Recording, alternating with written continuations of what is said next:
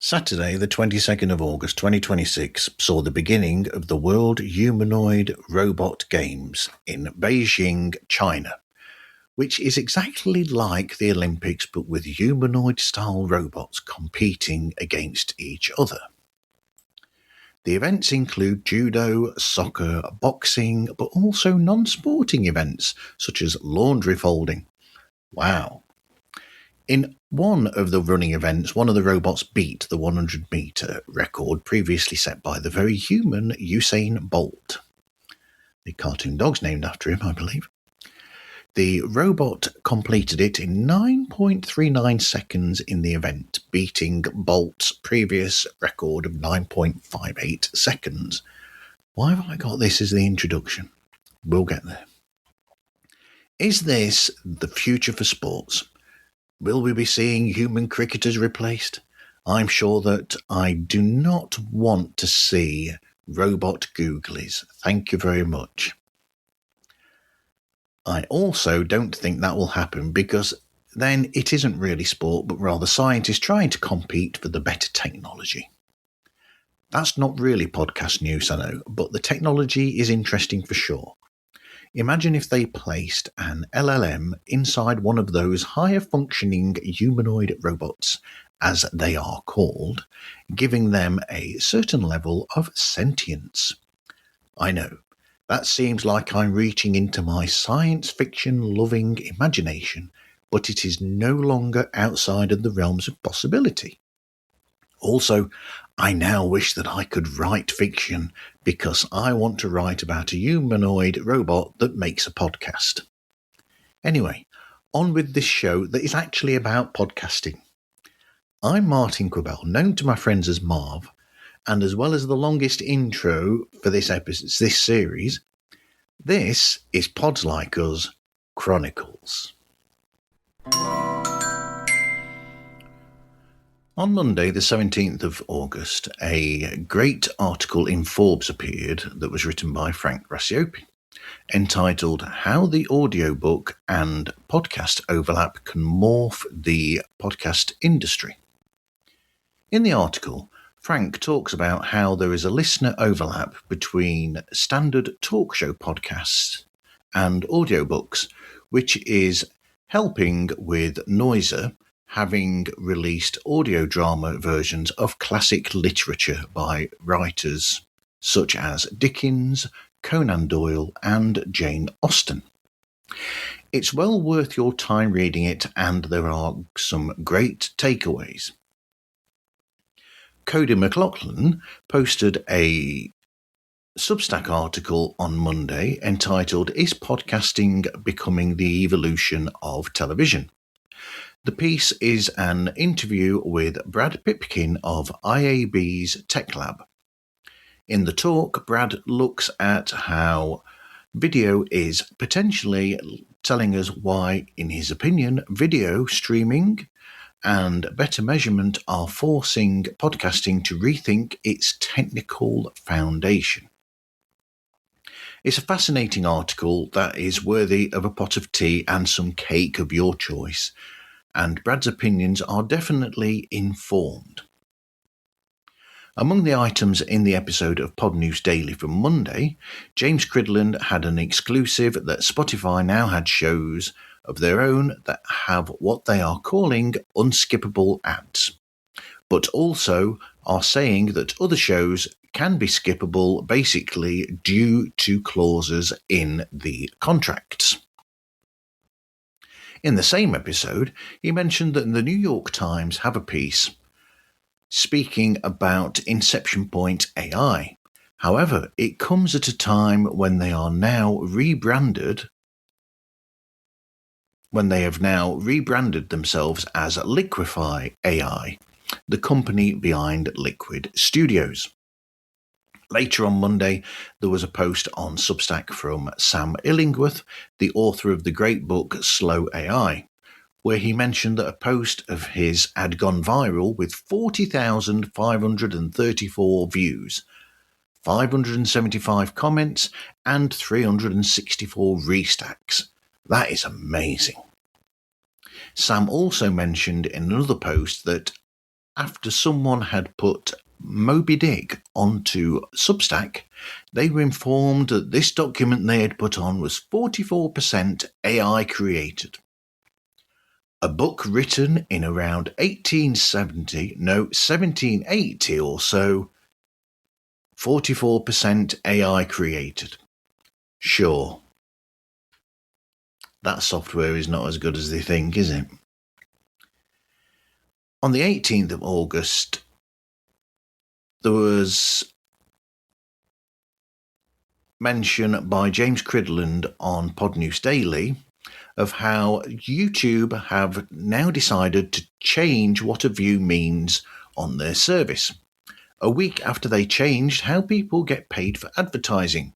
This is now called an engaged view, which roughly aligns with the AMP's consumption length.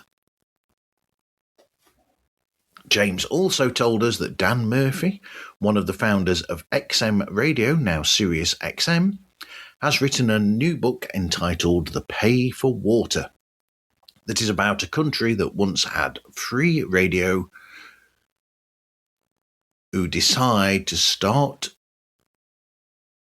charging $10 per month to do that. It's available everywhere that you can find your books. In the episode of Podmastery from Monday the 17th of August, where Neil Velio was talking about the importance of checking that your show's name hasn't already been used, but also gave us a very interesting learning experience that many of us will not have thought about, including Neil himself. How to explain this without giving it away? Well, how does someone hear your show title when people tell them about it, when they are out in public? Does it sound the same as you spell it? Can it be spelled some other way, what they have heard? Have they misheard the title? Just like how Sister Sledge staple the vicar and give love in a femidom in the song We Are Family. That misheard lyric metaphor is from me, by the way, and not Neil. The episode of School of Podcasting from the same day saw Dave Jackson looking at recent changes to podcasting on YouTube and Spotify, including a superb history of Spotify in podcasting, leading to the skipping ads or skipping forward button news. What is the smallest amount of downloads that you would make a show for? He asked. In the episode of In and Around Podcasting from the Tuesday, the 18th of August, it started wonderfully with Rob and Elsie talking about the history of skipping forward in the 1930s with reel-to-reel tape, through audio tapes, then CDs, videotape, and all the way up to today with Spotify's latest skip forward option. When they get by this bit, actually, almost 16 minutes into it as the intro, and then you get the show music, I was thinking about the new Spotify button that skips intros and advertising. So if someone was using that ability on Spotify, they would have missed the entire first 16 minutes of this episode because it was a 16-minute intro. And they would have missed something that was incredible in the process. After that, Elsie and Rob then looked at YouTube doubling the numbers of what is needed to get paid for advertising, and also Dave Jackson's School of Podcasting episode. After this, they looked at a huge amount of updates from Overcast. There was a nice tribute to the recently passed John C. Dvorak. They also noted that Anna Xavier sat with Barack Obama at the Obama Presidential Center And they mentioned Frank Racioppi's article in Forbes about in and around podcasting, the podcast. On Wednesday, the 19th of August, Frank Racioppi gave us an informed article about This Podcast Will Kill You, a show that explores the biology, history, and social impact of different diseases, medical mysteries, and toxins. That show is hosted by two disease ecologist and epidemiologist, Dr. Erin Welsh and Dr. Erin Ullman-Updike. And each episode dives deeply into a specific disease, e.g. COVID-19, plague, malaria, as well as poison or health topic like cancer or burns. In the same article, he also introduces us to Auntie, Please, a cultural and lifestyle show created and hosted by two friends. The host, who identify as being raised by aunties and now stepping into that role themselves, focus on decoding Southeast Asian / Desi culture, midlife experiences, health, and the fear of Lok Kya Kahanj, which is what will people say. That article is on Frank's Substack. So if you go to Substack and look for Earworthy, that is Frank's Substack page where there are some fascinating and great articles.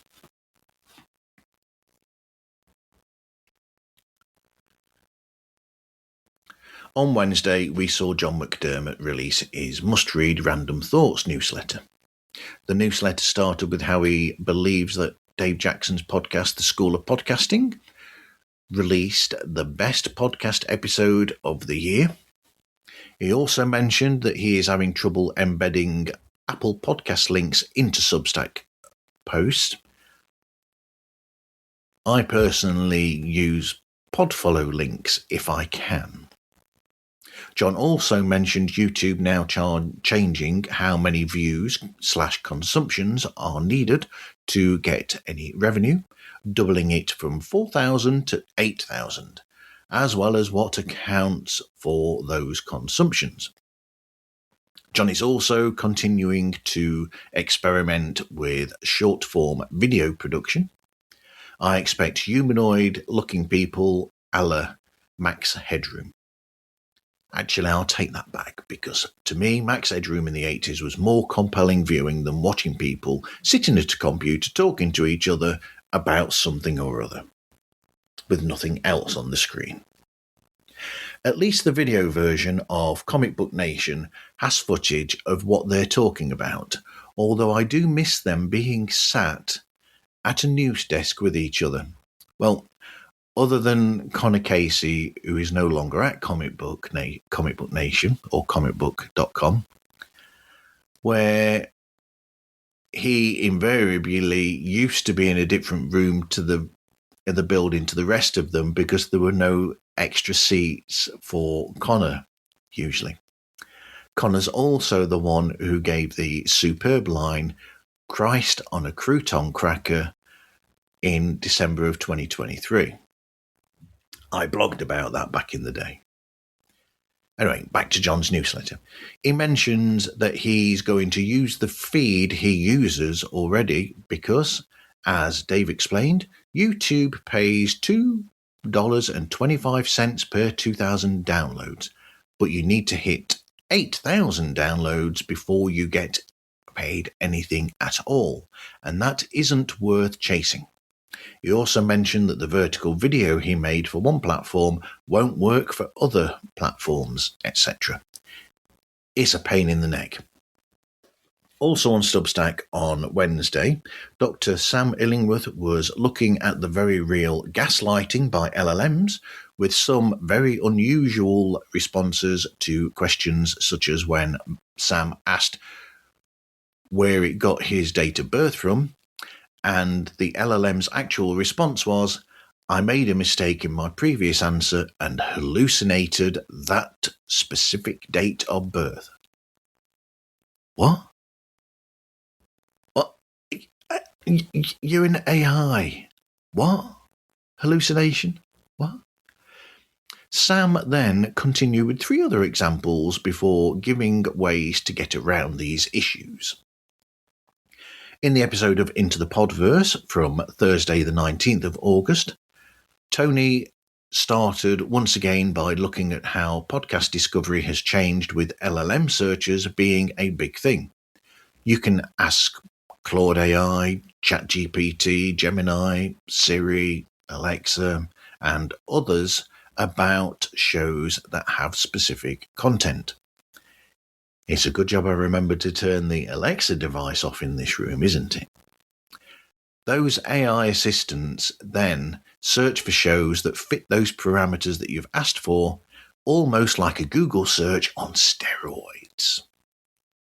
He also covered YouTube, podcast discovery, video podcasting, RSS feeds, hosting choices, and monetization, which includes the steps and risk of migrating from one podcast host to another. He also responded to a listener's question about whether to trust emails promising a large amount of monthly downloads, walking through what to check before accepting any growth offer. He also gave a shout out to Dave Jackson at the School of Podcasting for that episode that I mentioned earlier.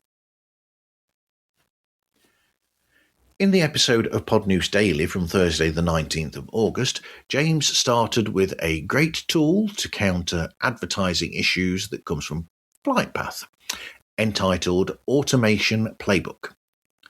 YouTube have added an explanation to views and engaged views, and YouTube was actually a member of the AMP Accords, even though their own ways of doing things aren't in accordance with those. Good news from Ireland, apparently, as well in the show. James also mentioned issues with Megaphone, who are giving trouble with advertising as well. An episode of Sounds Profitable from the 19th of August, entitled That Stupid Radio, saw Gavin Gaddis reading out Tom Webster's great piece about a 9-button Italian radio that you had to use an app for in order to program the 9 buttons for specific digital radio stations. Now, though, the radio is pointless because the app doesn't work. There's a nice payoff at the end of the piece, by the way, Tom.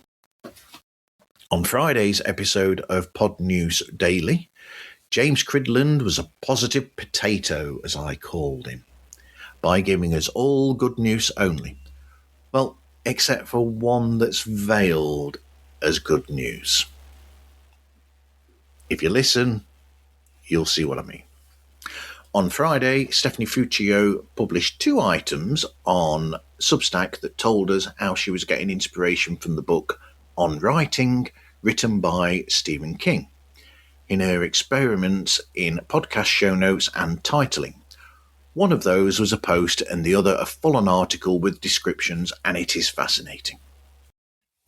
You can find Pods Like Us anywhere that podcasts can be found, and all of the links to the social media and email are available on the opening page of themarvzone.org. That's the Marv, spelled M-A-R-V, zone.org. The show is distributed and sponsored by RSS.com, and we thank them for their support. Please rate and review the show on the platform that you are listening or viewing the episode on. All feedback is gratefully received, as it helps to know if there is anything that needs to be looked at. Thank you for listening, and I hope you listen again to another episode of Pods Like Us.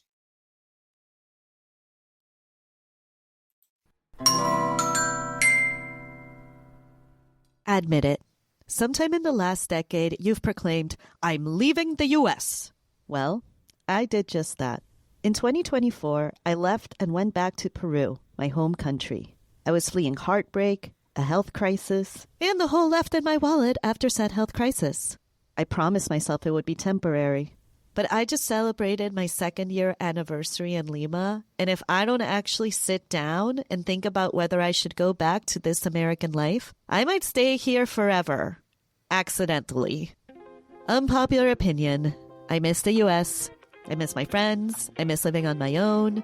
I miss the ability to order anything online and have it on my doorstep in a freakishly short time. More than anything, I miss its diversity. The US always felt more like a doorway to the rest of the world. And Peru? Well, Peru is a place with massive political instability, staggering social inequality, limited economic opportunities. We are home to the world's worst traffic jams, an insular culture. The burbuja is where it's at. The burbuja is where it's at. And an addiction to inefficient bureaucracy that somehow runs entirely on WhatsApp. But Peru is also where I'm surrounded by family. ¿Quién es tu tía? Inés. Where I've reconnected with old friends. Amiga, hola. ¿Cómo estás? ¿Cómo andamos? Where the Pacific Ocean is a short stroll away. And where I can access a quality of life that used to feel out of reach. And yeah, the food is that good. And yet, I don't think I can stay here. I left my country for a reason, and I'm having a hard time letting go of the American dream. But what if being here is fulfilling another type of dream? Follow me as I try to find a good answer before my 3-year anniversary comes around. I'll discuss with experts, family, friends, and my own psyche what leaving the US and living in Peru means in terms of politics, finances, friendship, family, dating, and other quality of life issues to see if the grass really is greener here. Listen to But You Can't Stay Here wherever you get your podcasts.